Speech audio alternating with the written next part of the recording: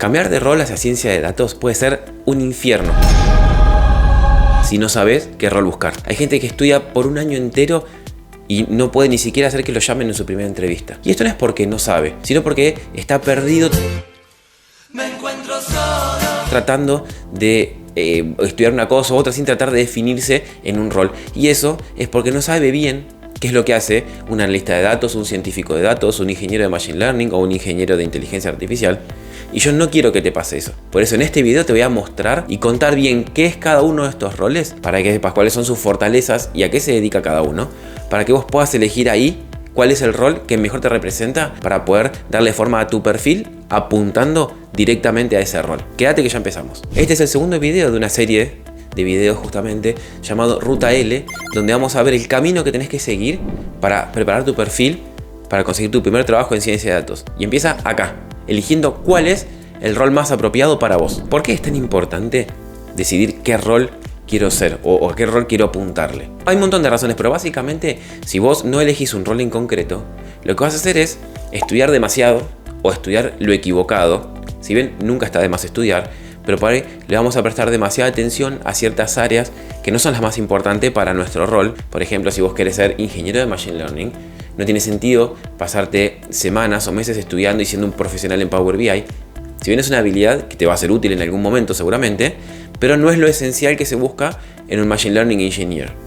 Entonces es importante tener un rol bien definido para saber qué cosas estudiar. Te vas a sentir perdido con lo técnico, porque al no tener un camino bien definido no vas a saber para qué lado mirar y a qué prestarle más atención, si más a Python, si más a visualización, si más a desarrollo de modelos o entrenamiento o despliegue en cloud. Entonces vas a estar como un poco perdido porque no vas a saber qué es lo que vas a tener que estudiar, o una vez que termines de estudiar algo, qué es lo próximo que vas a tener que estudiar. Después en tu portfolio no vas a saber qué mostrar, porque como no tenés definido un rol, ¿a qué le prestas atención? ¿Qué es lo que querés destacar? ¿Tu habilidad de visualización o de contar una historia?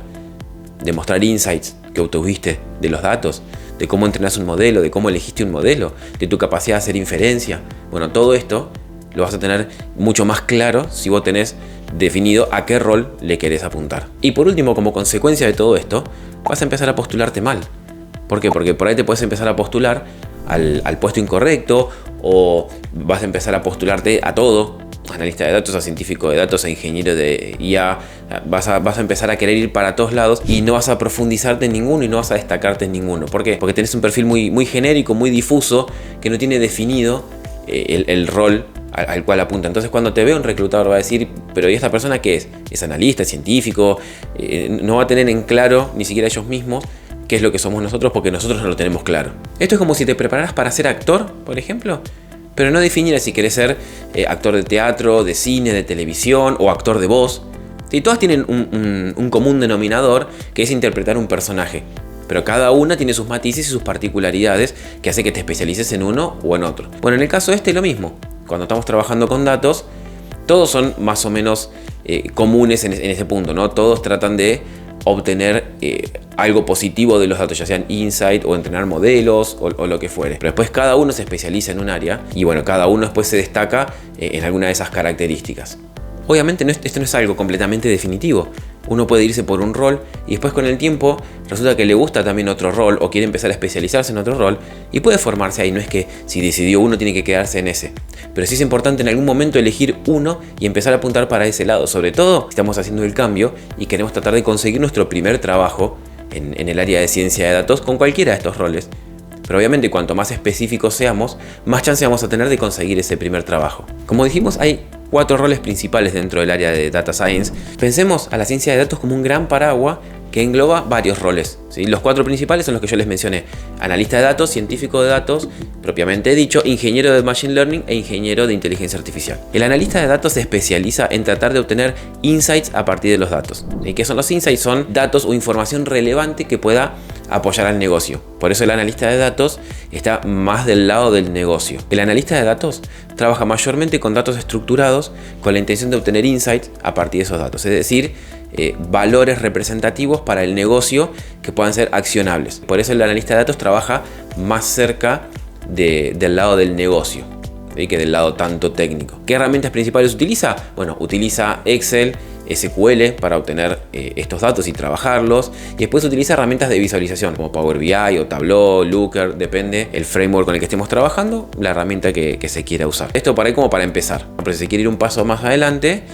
se puede trabajar con storytelling para poder contar cosas con los datos o herramientas de visualización más avanzada, y algunos hasta se empiezan a meter con un poquito de Python básico para poder hacer ciertas operaciones con los datos que por ahí es más rápido, más eficiente que utilizar estos otros programas. Yo no soy experto en análisis de datos, así que no les puedo decir exactamente una comparativa de rendimientos entre una herramienta y otra, pero bueno, sé que hay analistas de datos más avanzados que empiezan a meterse con algún lenguaje de programación, que puede ser Python o R. Muchos eligen Python por una cuestión de que después ya sirve por si uno quiere cambiar a cualquiera de los otros roles. Un ejemplo de trabajo que puede hacer un analista de datos es crear dashboards o reportes semanales para el negocio, para lograr identificar, por ejemplo, en el área comercial, por qué cayeron las ventas, o construir un dashboard o tablero para tratar de obtener insights de cuáles fueron los puntos en donde más cayó la venta y tratar de descubrir a ver cuáles pudieron haber sido las causas de la caída de estas ventas. Bien, el segundo rol, que es el de científico de datos, que es por ahí el más genérico y a veces el más difícil de definir, porque depende del negocio, depende de la empresa, le pueden llamar científico de datos a muchas cosas, porque justamente tiene también el nombre de ese gran paraguas que engloba todo, y depende mucho de la empresa o del negocio la función que le da al científico de datos. Pero el término más general o más objetivo, si se quiere, es alguien que trabaja con los datos, ¿sí?, para poder intentar hacer predicciones o clasificaciones o segmentaciones a partir del uso de estadística o de machine learning, para poder tomar decisiones apoyadas en estos datos y en estos modelos. Está entre el negocio y lo técnico. Bien, un científico de datos va a trabajar mayormente con Python y distintos frameworks que tiene dentro, ¿no? Por ejemplo, scikit-learn para utilizar modelos de machine learning, pandas para trabajar con datos estructurados, NumPy para poder hacer operaciones con arreglos o con matrices. Después va a empezar a aprender a utilizar herramientas como Git para versionar su código, Jupyter o Jupyter Notebooks para trabajar en notebooks cuando uno está explorando con los datos, utiliza mucho notebooks, así que esas son básicamente las herramientas que utiliza.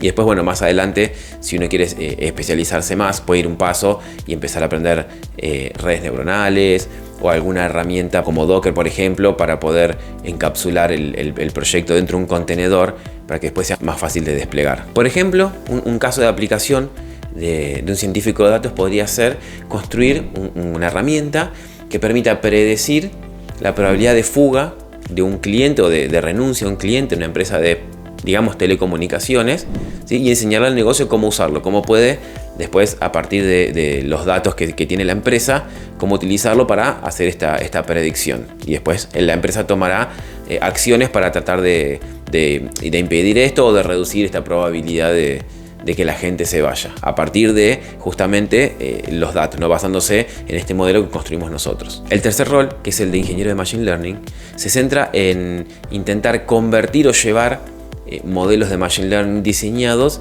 a sistemas en producción escalables y estables. Y lo que hace es trabaja con el pipeline de la solución para llevarlo a producción, trabaja más cerca de la infraestructura, tratando de automatizar el proceso para que quede en producción listo para usar por el cliente. ¿Sí? Entonces es un rol bien técnico, pero que no se trata tanto de trabajar con los datos y con los modelos en sí, sino de tratar de llevarlo a producción y hacerlo lo más escalable y automatizado posible para diseñar justamente este pipeline que permita después a futuro seguir mejorando el modelo, redesplegándolo, reentrenándolo, ¿sí?, pero siempre desde un entorno productivo estable. El ingeniero de Machine Learning trabaja con herramientas como Python y dentro de Python librerías como TensorFlow, pero también trabaja con Git, trabaja con Docker para intentar containerizar, que es una palabra castellanizada, pero bueno, tratar de poner todo el producto, la herramienta, la solución en un contenedor para que después sea más fácil de desplegar, o con Kubernetes. Trabaja con el desarrollo y el consumo de APIs para poder llevar esto a producción, ¿sí?, y disponibilizar APIs que puedan ser consumidas desde otra aplicación o desde un frontend. ¿Sí? Fíjense que la idea es tratar de llevar esos modelos, esas soluciones con las que trabaja el científico de datos a producción. Pero bueno, fíjense que muchas veces hablar de científico de datos y hablar de Machine Learning Engineer en algunas empresas se suele confundir. Bueno, esta es más o menos la diferencia que hay entre uno y otro. Uno se centra más en diseñar modelos y trabajar con los datos para entrenar modelos, y el otro se focaliza más en tratar de llevar esos modelos, esas soluciones a producción. Por ejemplo, un caso de negocios de un ingeniero en Machine Learning puede ser crear todo un pipeline de un modelo de recomendación, ¿sí? Que lo containeriza, lo despliega y lo disponibiliza para que pueda ser consumido como una API que nos entrega a tiempo real información de productos que recomienda a partir de ciertos productos que nosotros le damos como entrada. O por ejemplo crear una API y disponibilizarla para que a partir de ciertos datos de movimientos bancarios que nosotros les damos, nos predice la probabilidad de fraude que tiene esa operación. Y por último, el ingeniero de inteligencia artificial o el AI Engineer, que por ahí es uno de los roles más recientes que apareció, que la idea es utilizar modelos ya existentes, ya preentrenados, para crear soluciones, para crear productos que resuelvan problemas. Si está por ahí más del lado del negocio, que si bien tiene una gran componente técnica, la idea es construir soluciones con modelos ya entrenados, como por ejemplo utilizar la API de algún modelo de lenguaje como GPT o Claude para construir chatbot o asistentes virtuales o modelos de computer vision que ya existan para detección de objetos o seguimiento de objetos, pero no ponerse a trabajar con los datos y entrenar un modelo o afinar un modelo, sino tomar modelos o soluciones ya existentes y concentrarse en el desarrollo de la solución, el desarrollo de la herramienta que va a utilizar el cliente. Por eso, por ejemplo, en el caso de modelos de lenguaje, las herramientas principales que utilizan son API de OpenAI, por ejemplo, si usamos GPT, herramientas como LangChain, bases de datos vectoriales, como puede ser Pinecone o Phase o Azure AI Search, cualquiera de esas, Prompting Engineer, todas estas herramientas o técnicas que existen para construir soluciones, pero no nos metemos a construir nuestro modelo de lenguaje, sino que utilizamos herramientas ya existentes. Por ejemplo, un caso de negocio típico que seguramente lo han escuchado mucho porque ahora está muy en boca de todos los negocios, es construir un asistente virtual con un RAG, es Retrieval Augmented Generation, es decir, una herramienta que tiene una base de conocimiento a partir de documentos técnicos de una empresa, por ejemplo, donde disponibilizan un chatbot en el cual los empleados pueden consultar ese chatbot que va a ir a buscar esa base de conocimientos y trae la información a modo de asistente virtual o copiloto para facilitar la tarea de la gente de la empresa. ¿Y cuál es el mejor para mí? Bueno, el mejor es el que se alinea con mis necesidades y mis gustos. O sea, no hay uno de los roles que sea mejor que el otro. Cada uno va a elegir un rol en función de lo que más le gusta. Si a vos te gusta trabajar más con datos y mostrar lo que obtenés de los datos, te vas a ir para el lado de analista de datos. Si te gusta más trabajar con herramientas ya existentes como modelos de lenguaje, por ejemplo, ahora es lo que yo estoy trabajando mayormente, nos vamos a ir para ese lado, para el lado del AI Engineer, para construir soluciones, siempre pensando en desarrollar soluciones para el cliente, pero no concentrarnos en la parte troncal de desarrollo de código o desarrollo de los modelos, sino en utilizar técnicas que nos permitan sacar ventaja de modelos ya entrenados. Y una cosa que quiero aclarar de todo esto, ¿sí? que hay un mito dando vuelta, es que el analista de datos es como un título intermedio al científico de datos. Porque escucho muchos que me dicen, yo quiero ser científico de datos, pero primero voy a ser analista, que es más fácil o es más corto, y después sigo hasta científico de datos. Como si el analista de datos fuese una tecnicatura antes de llegar a la licenciatura, como si fuese un título intermedio. Y en realidad esto es falso, en parte. ¿Por qué? Porque en realidad el analista de datos es algo completamente distinto al científico de datos, como ya les expliqué hoy, espero que lo hayan entendido, que son dos áreas distintas, pero bueno, tienen algo en común, que es trabajar con datos, sobre todo si son datos estructurados, esa parte en común de trabajar los datos, obtener los datos, los dos pueden utilizar SQL para obtener datos, y hasta pueden incluso usar Python para trabajar esos datos, pero después de ahí cada uno va por un camino distinto. Es cierto que el analista de datos por ahí tiene un conjunto de herramientas o de temas más corto que el científico de datos, pero no porque sea más fácil, sino porque es otro rol. Entonces muchos por ahí van por ese lado, porque es como más fácil o más rápido obtener el título de analista de datos, y después siguen avanzando hasta científico de datos. No está mal, pero tengan en cuenta que no es un título intermedio para no quitarle importancia a lo que es el analista de datos. Pero bueno, muchos hacen eso. Van hacia un rol, ya sea analista de datos o científico, el que sea, y después uno avanza hacia el resto de los roles o cambia de un rol a otro según sus gustos, ¿no? Tomando como base lo que ya aprendió. Pero ninguno de estos es más completo o menos completo que el otro, o ninguno es la etapa siguiente a la anterior. Si son 4 modelos que cada uno tiene sus características y cada uno está más para el lado analítico, más para el lado de negocio, más para el lado técnico, ¿sí? Pero ninguno es mejor que el otro. Bueno, ¿y cómo hacer para elegir ese rol? Bueno, una de las formas más fáciles puede ser contestando estas 3 preguntas. Una puede ser qué tipo de tarea te sentís más cómodo.